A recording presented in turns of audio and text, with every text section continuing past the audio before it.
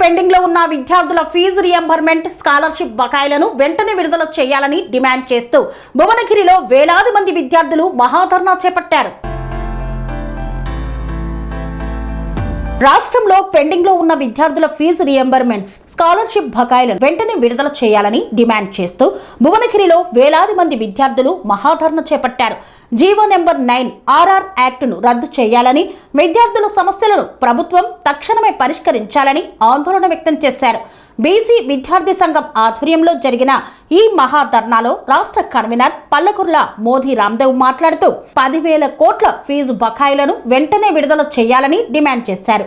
Engineering, MBA, MCA విద్యార్థులకు పూర్తి ఫీజులను ప్రభుత్వమే భరించాలని, సంక్షేమ హాస్టళ్లకు సొంత భవనాలు నిర్మించాలని, ఓవర్సీస్ స్కాలర్షిప్లు, మెస్ ఛార్జీలను పెంచాలని కోరారు. విద్యార్థుల సమస్యలను పరిష్కరించకపోతే రాష్ట్ర వ్యాప్తంగా ఉద్యమాన్ని మరింత ఉధృతం చేస్తామని హెచ్చరించారు.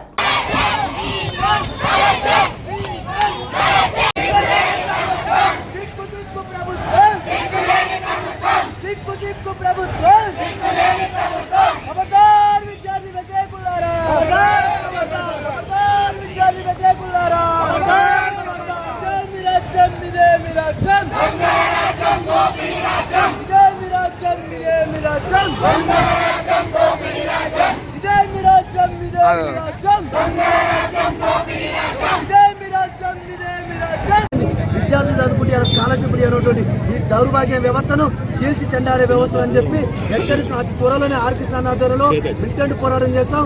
ఒక 2.5 సంవత్సరాలు అయితే 3 సంవత్సరాలు కావస్తుంది. విద్యాశాఖ మంత్రి గతిలేడంటే ఈ ప్రభుత్వం ఇక్కడనే అసమర్థత ప్రభుత్వాన్ని అర్థం చేసుకోవచ్చు. ఈ ప్రభుత్వానికి సిగ్గుచరం ఉంటే వెంటనే విద్యార్థి సమస్యలు పరిష్కరించాలని చెప్పి డిమాండ్ చేస్తాం.